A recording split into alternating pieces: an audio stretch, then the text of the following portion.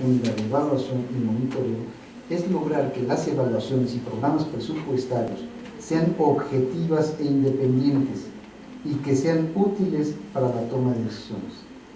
Para lograrlo, los lineamientos establecen los programas que estarán sujetos periódicamente a evaluaciones externas de varios tipos, como son evaluaciones de diseño, de consistencia y resultados, de impacto, complementarias, de indicadores y de procesos, y además también están contempladas las evaluaciones estratégicas a políticas específicas. Aclaro que cuando se hace referencia a las evaluaciones externas, se alude a trabajos realizados por instancias técnicas especializadas en evaluación, como las universidades, los colegios, los despachos, los profesionales independientes y el propio CONEVAL. Para los programas nuevos, se realiza un diagnóstico que justifique su creación, una evaluación externa sobre el diseño que se propone y un análisis del funcionamiento y su análisis de operación en los principales procedimientos. Les comento que si desean obtener mayor detalle de este tipo de evaluaciones, pueden consultar la normatividad para la evaluación de los programas federales en el sitio web del CONEVAL, que contiene, entre otros documentos, los lineamientos generales para la evaluación de los programas federales, el programa anual de evaluación, la matriz de indicadores de resultados, los mecanismos para el seguimiento de evaluación externa y los términos de referencia para evaluaciones. Tengo entendido que aquí hay también personas que trabajan de manera independiente como consultores y si ustedes quisieran participar en procesos de evaluación a nivel de tercería para el gobierno, lo pueden hacer consultando y dirigiéndose consultando los lineamientos que existen específicamente para hacer todo este tipo de evaluación. El programa anual de evaluación corresponde al componente de evaluación de políticas públicas y programas presupuestarios y tiene como fin determinar los tipos de evaluaciones que se aplicarán a N número de programas presupuestarios durante el ejercicio fiscal y establecer los calendarios de ejecución de las evaluaciones respectivas. Por otro lado, aunque no aparece en las láminas, el componente de evaluación de desempeño institucional lo constituye el programa de mediano plazo. Es un sistema de indicadores que profundiza el seguimiento de la producción de bienes y servicios de la Administración Pública Federal, así como los procesos y actividades necesarios para producirlos. Ahora bien, el siguiente punto de mi participación se refiere a los instrumentos institucionales que, hasta cierto punto, ya lo he citado y son básicamente las instancias encargadas de operar el sistema de evaluación del desempeño. Repito, la Secretaría de Hacienda, la Secretaría de la Función Pública y el CONEVAL. Las actuaciones del CONEVAL, al que la Ley General de Desarrollo Social le pide al menos dos cosas relevantes: medir la pobreza de manera multidimensional, es decir, utilizando muchos factores y dimensiones a nivel nacional, estatal y municipal, y normar y coordinar las evaluaciones de los programas y las políticas de desarrollo social. Y lo que hace es de relevancia porque de poco nos sirven las evaluaciones particulares de programas sin saber la contribución de estos a la meta general, que es bajar la pobreza. El cuarto y último punto, el avance en las entidades federativas en ese sentido. Avance de la implementación del modelo de gestión para resultados en las entidades federativas. Si bien es cierto que el proceso de instrumentación en el ámbito del gobierno federal ha sido paulatino y con aciertos y fracasos, el avance que presentan las entidades federativas es, en muchos casos, todavía muy incipiente. Pero, ¿qué deben hacer las entidades federativas para insertarse en esta lógica? La teoría dice que deben aprovechar las tecnologías de la información para hacer más eficiente la actuación de sus gobiernos y mejorar la calidad e impacto del gasto público. Para ello, es condición profesionalizar al servidor público y, en general, mejorar la cultura organizacional de las instituciones. Además, deben adoptar el presupuesto basado en resultados, que facilite el cumplimiento de metas, evaluar el desempeño de los programas de gobierno y su impacto en la población, y alinear sus programas y asignaciones a través del ciclo de planeación, programación, presupuestación, ejercicio, control, seguimiento y evaluación. Este proceso, que es el proceso presupuestario, tal parece que se nos ha olvidado. Nos dedicamos nada más a revisar los pesos y los centavos del presupuesto, pero no nos dedicamos a ver la configuración de la planeación, la configuración de la programación, mucho menos evaluamos. Y todo eso que acabo de decir es sencillo, pues no lo es. Por este motivo, la Secretaría de Hacienda y Crédito Público recomienda a las entidades federativas establecer un esquema para transitar de manera gradual el presupuesto basado en resultados. Primeramente, sugiere adecuar el marco normativo de forma similar como se hizo en el gobierno federal. Segundo, mitigar a una estructura programática por resultados. Tercero, utilizar las matrices de indicadores para evaluar los programas. Cuarto, implementar el sistema de evaluación del desempeño. Y quinto, establecer las instancias técnicas de la evaluación. La identificación del grado de avance de la implementación del PBR-CEF en las entidades federativas se realiza mediante la elaboración del índice de avance del presupuesto basado en resultados, sistema de evaluación del desempeño, el cual consta de la aplicación de un cuestionario y de las respuestas de que dicho instrumento metodológico arroje.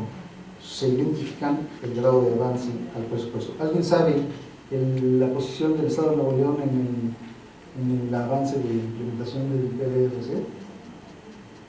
¿No saben en qué posición están?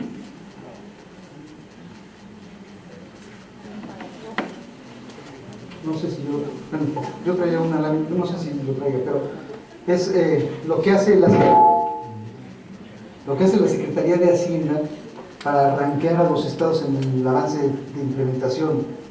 Es un checklist, básicamente, ni siquiera es una revisión concienzuda de la implementación, sino más bien es un checklist de cumplimiento de algunos de los temas, y en función del porcentaje de cumplimiento es la posición en la que quedan rankeados. No es por presumirles, el Estado de México fue alguna vez el primer lugar, ya no lo es, pero pues era una vacilada. En la realidad es una vacilada, porque lo único que hacen es palomear. ¿Conoces la metodología del macroelectro? Sí. ¿Has hecho alguna matriz? Sí. ¿Todos los programas tienen matriz? Sí. Pero nunca nadie revisó la calidad de esa información. Entonces, el sistema de implementación es un tanto incipiente en prácticamente todo el país. Para medir los avances de los gobiernos estatales se hizo esta medición, que no traigo la tabla, pero bueno. Aunado a lo anterior, en 2016 a 2017 se registraron avances significativos en la instrumentación del PBR-CEF en las entidades federativas, entre los que destacan, en términos generales, la instrumentación del PBR-CEF se incrementó un 4.3%, en materia de transparencia se registró un incremento del 7.2%, en capacitación aumentó al 9.4%, y respecto a los procesos de adquisiciones el avance fue del 4.1%. Y finalmente, en relación a la capacitación y profesionalización de recursos humanos, se registra un avance del 20%. Bien. Pues vamos a la diapositiva 50, por favor. El modelo de gestión para resultados desde la óptica de la fiscalización superior. Esto es lo que las entidades de fiscalización superior ven con respecto a la gestión para resultados, y que obviamente son la contraparte de la auditoría. Nosotros hacemos auditoría externa, ustedes hacen una auditoría interna, pero para efectos prácticos es lo mismo. Como punto último de esta plática, tengo que voy a abordar el modelo de gestión para resultados desde la óptica de la fiscalización. La pregunta es, ¿a los fiscalizadores superiores para qué nos sirve este modelo? Bueno, la respuesta puede tener diferentes enfoques. Yo hablaré del enfoque que me corresponde fiscalizar, que es el del desempeño. Y considero que los beneficios que existe el modelo de gestión para resultados en las entidades que a diario fiscalizamos sirve para verificar que la asignación de los recursos se determinó tomando como referencia los resultados de los programas presupuestarios, para verificar que los servicios incrementaron su calidad, para verificar que existen iniciativas para mejorar la gestión pública incrementando el valor público, y para verificar que existe énfasis en los resultados y no en los procedimientos, así como evaluar el desempeño con base en indicadores para conocer el cumplimiento de metas y objetivos. La pregunta expresa de cómo pueden contribuir las entidades locales de fiscalización superior a este proceso a mi punto de vista, son estudiar, analizar y en su caso emitir recomendaciones sobre el proceso de adecuaciones jurídicas, administrativas e institucionales para implementar la gestión para resultados y presupuesto basado en resultados en la entidad federativa que se fiscaliza. 2. Revisar en las auditorías o evaluaciones de desempeño la construcción de las matrices de indicadores, sus resultados e impacto en los procesos presupuestarios. Al respecto les comento la experiencia del órgano del Estado de México. En la Auditoría Especial de Evaluación de Programas, la cual tengo oportunidad de atender, desde hace algunos años venimos realizando auditorías de desempeño. Para efectuarlas nos hemos ayudado de la metodología de la Auditoría Superior de la Federación. No hemos desoído las instituciones como las del ENTOSAI o las instituciones o las evaluaciones de consistencia y resultados del CONEVAL y las normas de la auditoría gubernamental de la GAO. Si bien en principio nuestras auditorías se enfocaban mucho a la revisión de aspectos de control interno, cumplimiento de norma, etc., a últimas fechas hemos avanzado en evaluar los resultados de los programas y de igual manera nos acercamos a medir los impactos de los programas. Les comentaba que hace rato que hacíamos unas auditorías a las instituciones y no a los programas. Hoy por hoy lo que hacemos son auditorías de desempeño a los programas, independientemente del número de instituciones que participen en la ejecución de cada programa. Y una parte importante de nuestras auditorías es precisamente la revisión de los resultados, es decir, verificar el alcance de las metas, pero también analizar el diseño de los indicadores y recomendar las mejoras a estas mediciones. Más aún, en los meses pasados realizamos una auditoría de desempeño del Sistema Integral de Evaluación del Desempeño, en el que se identificó el grado de cumplimiento del mandato de instrumentar el presupuesto basado en resultados como está construido y sus logros y retos. En fin, con entidades federativas aún tenemos mucho que hacer. Pues muy bien, pues muchísimas gracias. Esto es nada más como les decía, el espectro general del por qué y para qué, de la importancia de los indicadores, y ahorita vamos a ver de la importancia de construir bien unos indicadores. Si gustan, tomamos un receso y regresamos unos 10 minutos, por favor.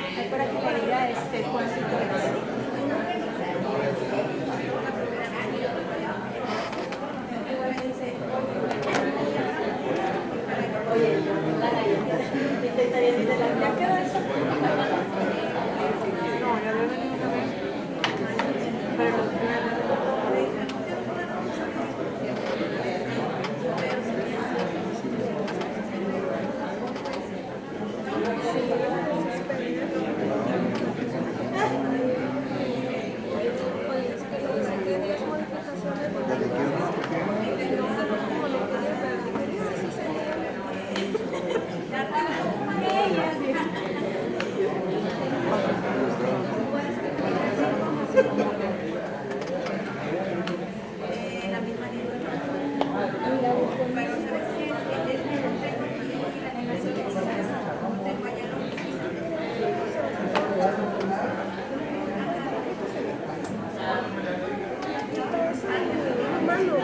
Sí, por fija, o sea, está pesado. Que no la agarraste con una mano.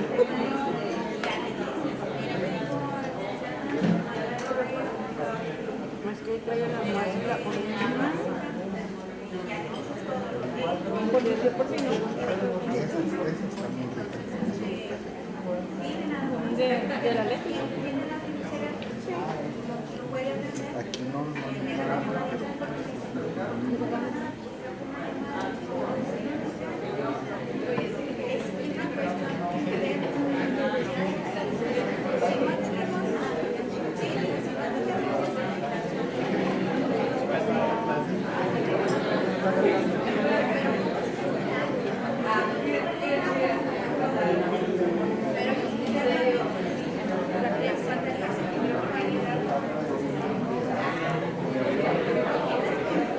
Ándale, sí, pues es que por lo que me dijo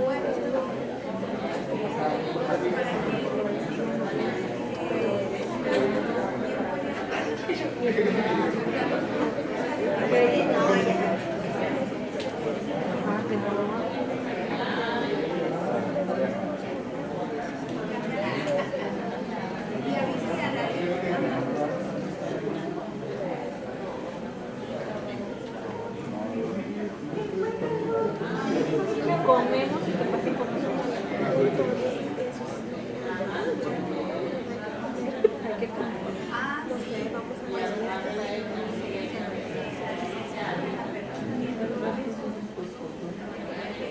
A todo. Ay, qué fuerte. Esta prueba es leve, ¿no? Vamos a ver si nos quedamos con esto. Relájate. Ella está yendo a base.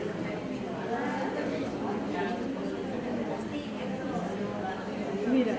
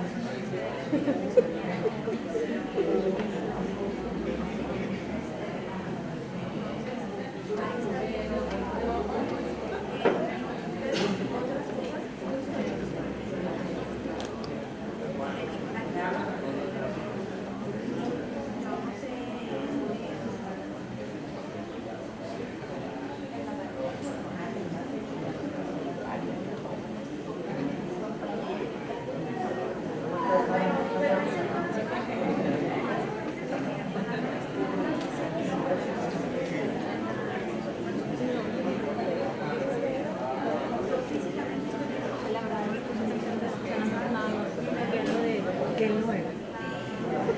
Y yo, vaya, vaya.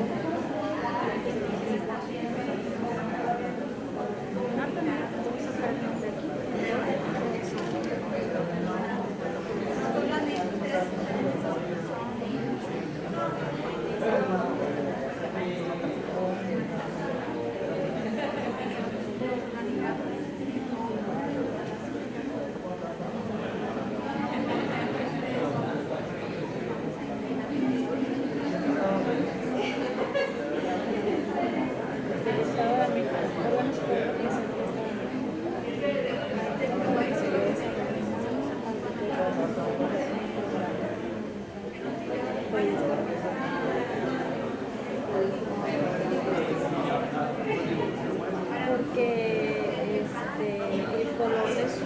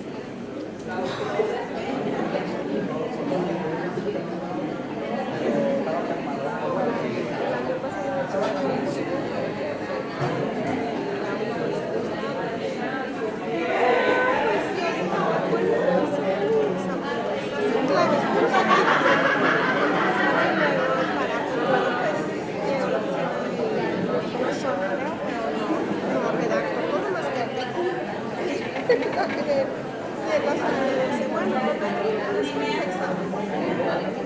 Que hoy, por favor, dice, capaz que no le no me dice eso. ¿Cómo le fue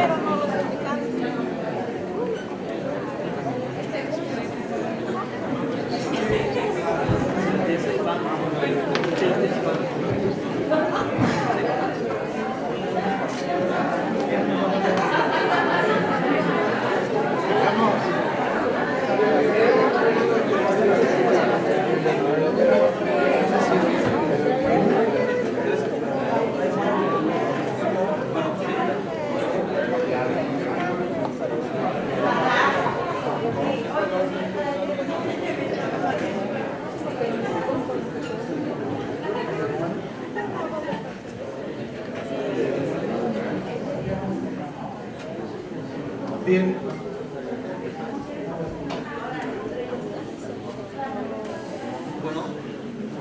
Bueno, sí. Les invitamos a pasar a las personas que todavía están en la parte de afuera para continuar con el curso de auditoría de desempeño.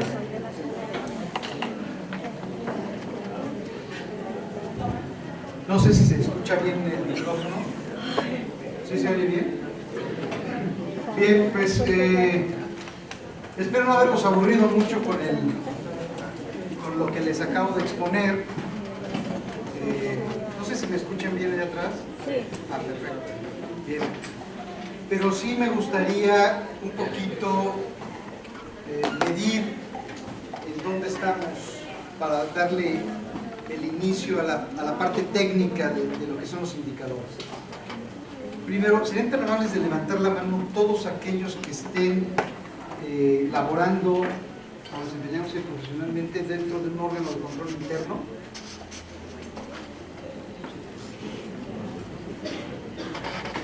Ok. De estos, minutos, ¿quién trabaja en un órgano de control interno de una instancia o una dependencia federal? ¿Nadie? ¿Estatal? ¿Municipal? Ok. De la Auditoría Superior del Estado, creo que nada más había una persona. Ok.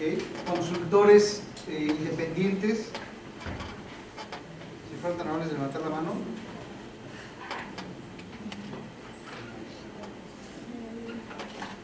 Ok. Bien.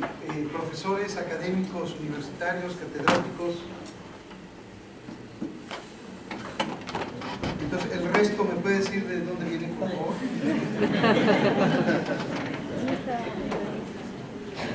¿De dónde viene el que no levantó la mano? Por favor, dígame, con toda confianza.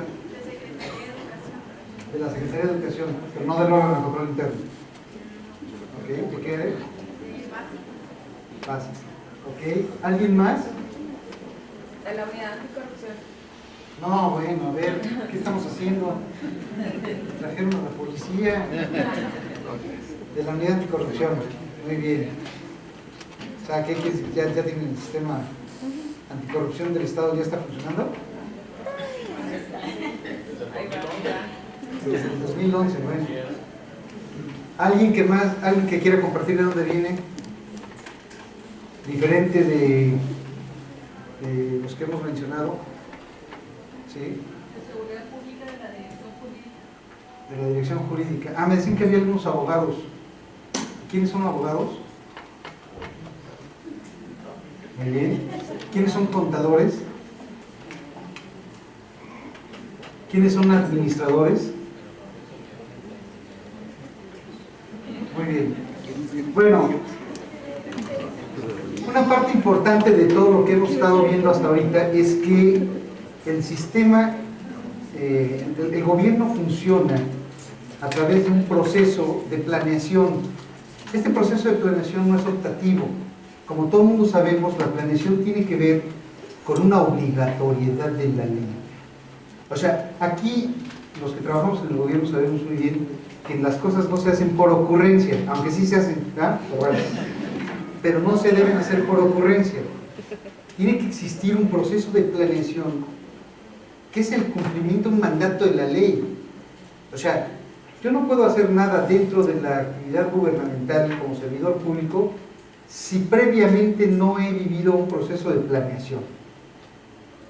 Y como decía en la presentación, había planeaciones tradicionales, la planeación tradicional de que el objetivo era llegar a la pared de allá, pasara lo que pasara en un tiempo determinado, yo tenía que llegar a esa pared y no había flexibilidad alguna. Si había dinero, si no había dinero, si había crisis, si no había crisis, no importaba. La planeación tradicional decía, hay que llegar.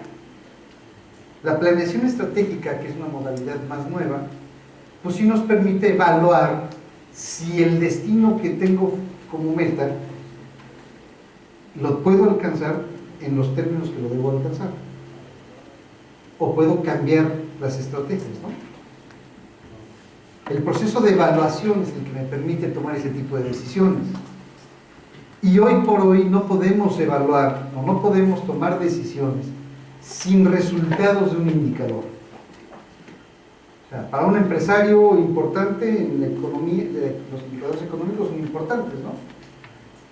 ¿Por qué? Porque de eso depende el nivel de inversiones que haga, o de los nuevos proyectos que quiera emprender, o de la cancelación de algún producto en el mercado porque financieramente ya no es rentable. Entonces los indicadores económicos son muy importantes, ¿no? Los indicadores del mercado son muy importantes.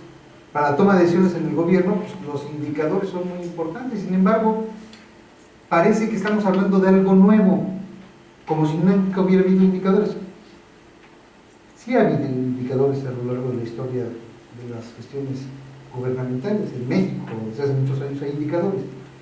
¿Qué es lo que ha estado pasando? Los indicadores hoy por hoy se han convertido en la herramienta básica para la toma de decisiones. Los resultados de los indicadores son la herramienta básica para la toma de decisiones. El problema era que cada quien hacía sus indicadores como mejor se le ocurría. ¿no? Claro, unos indicadores laxos en los que, por supuesto que con la medición que hiciera al final, alcanzaba las metas. Y entonces cumplía y quedaba bien con mis jefes. Claro, los indicadores me los hacía yo a mi modo y yo cumplía con los objetivos que me había planteado desde el principio de año, ¿no? Y sin embargo no había una metodología específica, una metodología definida para la construcción de los indicadores. Y hoy por hoy, aunque parezca cantaleta, pues sí tenemos uno. Y es una metodología que nos permite construir indicadores a partir de una lógica, un sentido común.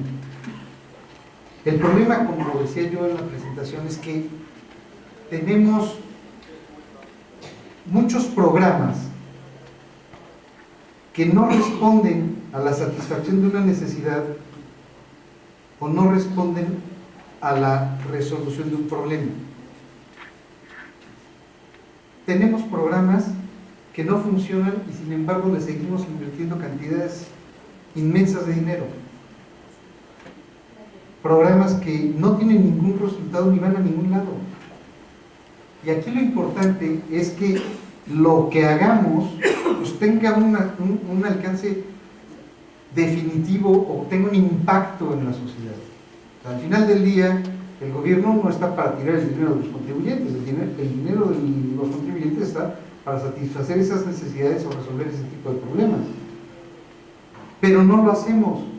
En la mayoría de los casos, en los programas presupuestarios existe todavía ese ¿qué diremos? Que se gasta porque se tiene que gastar. Hablamos de los presupuestos inerciales, ¿no? ¿Qué presupuesto le dieron a tu dependencia? ¿En dónde estás comprando? ¿Fideicomiso qué? De financiamiento. Tenía un presupuesto gubernamental. ¿Y cómo le dieron el dinero para el año 2017? De acuerdo a las metas que tenían. En años anteriores seguramente le daban el dinero y le decían, a ver, el año pasado teníamos, no sé, 10 millones de pesos y como el índice de la inflación fue tal, te voy a dar 10.500.000. Ese va a ser el presupuesto del siguiente año, ¿no? Ese era un presupuesto inercial. No respondía a la satisfacción, al alcance de una meta o de un objetivo. Simple y sencillamente decía, bueno, pues, el presupuesto es parejo, va a crecer en un 20% y todos los que tengan un presupuesto asignado previamente suman el 20% y ahí está. ¿No suena? Todavía existe, ¿no? Digo, no sé en el estado de Nuevo León, igual en el estado de Nuevo León eso ya no es así.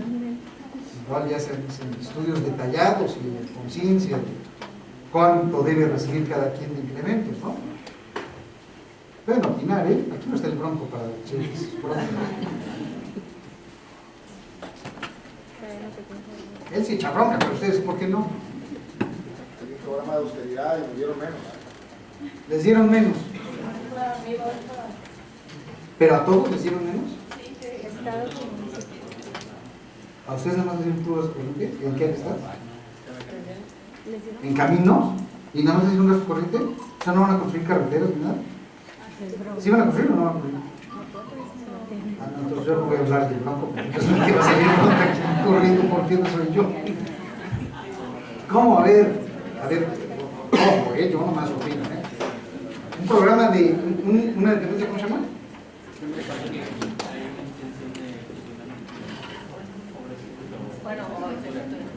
Ah, ok. No se ha dado. A ver, lo que dice es que, ¿cómo se llama la dependencia? Sistema de Caminos es una dependencia que va, un organismo, no sé qué sea, que va a fusionarse con la Secretaría de Infraestructura, a la que sí le dieron el recurso para la inversión. Entonces hay una razón de ser de por qué no le dieron dinero para inversión, sobre todo cuando es una dependencia que crea infraestructura, ¿no? Pero bueno, alguien que quiera platicar de su presupuesto. Bueno, presupuesto, gasto corriente, alguien que quiera decirme, a ver, teníamos 10 y nos dieron 11. Presupuesto inercial. ¿Tú decías que, perdón? Hay un programa presupuestario, un programa de austeridad. Este gobierno cuando inició, buenas tardes, César Valtierra, servidor de la Agencia Estatal del Transporte. Digo, igual que todos, dependencias, organismos, en nuestro caso somos un organismo público descentralizado, Y efectivamente, pues, todos nos dieron menos. Y seguramente también basado en el tema de resultados, pero al final es buscando optimizar, hacer más con menos, no ser más eficientes. Y pues, bueno, igual que todos, yo creo que el 80-90% de nuestro gasto siempre es la nómina, dentro del gasto corriente. No, bueno, pero aquí en todo el país, ¿eh? No te Sí, preocupes. válido. Y dentro de este programa de austeridad también se ajustó el tema de no celulares, no publicaciones, o sea, tampoco fue nada más quitar por quitar, sí hubo una justificación del por qué, pero sí nos limita, hay nuevas normas, nuevas leyes, nuevas cosas que hay que atender y cada vez somos menos, en fin, hay que ser más eficientes, creativos, y es complicado, porque las leyes que salen simplemente te piden hay que hacer esto, hay que hacer esto, hay que hacer esto, pero no, en los transitorios no viene cómo fortalecer para crear una figura que te ayude a, por ejemplo, a atender el tema de transparencia, mejora regulatoria y tantos entes, leyes que te obligan a hacer indicadores, resultados, pero no tienen las herramientas, surgen las leyes sin las herramientas. Entonces, muchas veces, muchas ocasiones, se hacen por cumplir y no a conciencia. ¿Por qué? Porque tienes el tiempo encima, por mil factores, ¿no? Eso es algo que yo me ha tocado vivir en diferentes etapas, que he estado en municipal y estatal y me ha tocado ver eso. No sé usted qué opina al respecto, pero por las limitaciones, tiempo, carencia, menos presupuesto, nuevas leyes, pero no te dan elementos para fortalecer la estructura orgánica, normalmente se hacen las cosas por cumplir, que ese es un vicio a nivel, creo yo, nacional, mi humilde opinión. Bien, aquí el tema es otra vez volvemos a la esencia. A ver, si alguien cachó dentro del tema de la presentación de la semblanza de su servidor, yo represento el Colegio de Investigadores en Administración del Estado de México. Y los administradores hemos tenido un gran, digo, no sé, de los que levantan la mano son administradores, vuelvan a bajar y déjenla ahí, no sigan. Pero los administradores hemos cometido gravísimos errores. Y uno de los errores más graves es que no le damos sentido a la esencia de nuestra carrera. Y nuestra carrera se llama proceso administrativo. Y el proceso administrativo es lo mismo que el proceso del ciclo presupuestario. Planear, programar, ejecutar, evaluar, controlar. Esa es la realidad. Nada más que para efectos de la normatividad gubernamental tiene otros nombres. Pero al final del día todo empieza con un tema de planeación. Lo que menciona su compañero es que tenemos un problema de creación de leyes o de creación de nuevas cosas que hay que atender, pero lo hacemos a nivel jurídico, pero no lo hacemos a nivel administrativo y no planeamos. Sabemos, por ejemplo, que hay una necesidad imperiosa de tener centros hospitalarios, clínicas de atención ambulatoria, vacunas, etc. Y se construyen hospitales, pero no alcanza el dinero para equiparlos. Y en el peor de los casos se equipan los hospitales y no hay forma de pagar la nómina de la gente que va a operar en el hospital. ¿Le suena? Eso es real, eso existe, en todo el país existe. Y es un problema de planeación. Los administradores hemos cometido el error de no sacar a la luz y de no demostrar que el proceso administrativo sigue vigente hoy por hoy, aunque esté tan trillado. La gente se vuelca al tema, perdón por los contadores, pero pues, mi jefe es contador y está más cuadrado que... ¿Me entiende? ¿Cómo es posible que sea más importante un tema numérico de dinero cuando no hay un respaldo administrativo atrás? O sea, yo entiendo que yo con simplemente tomar un estado financiero lo pongo enfrente y si lo sé leer entiendo perfectamente qué está pasando y dónde están los problemas, o presumo entender por dónde están los problemas, ¿no? Sí, pero para llegar a esto yo tuve que haber hecho todo un proceso de organización, un proceso de administración del negocio, de la identidad. Lo que sucede hoy por hoy es que estamos perdidos. Parece que esto del ciclo presupuestario es algo que ahí está, todo el mundo sabemos que existe, todo el mundo sabemos que se tiene que atender, pero nadie le hacemos caso. Nadie le hacemos caso como debemos hacer caso. ¿Qué pasa con el plan de desarrollo? El plan de desarrollo se convierte en un armatoste de 2000 páginas, es un libro grandote, en el mejor de los casos nos lo dan impreso, en el peor de los casos nos nos dan digital, menos lo vemos, pero el impreso sirve para detener la puerta que no se detiene, o sirve para detener los otros libros que están cayendo del librero. Y cuando nos regresamos a la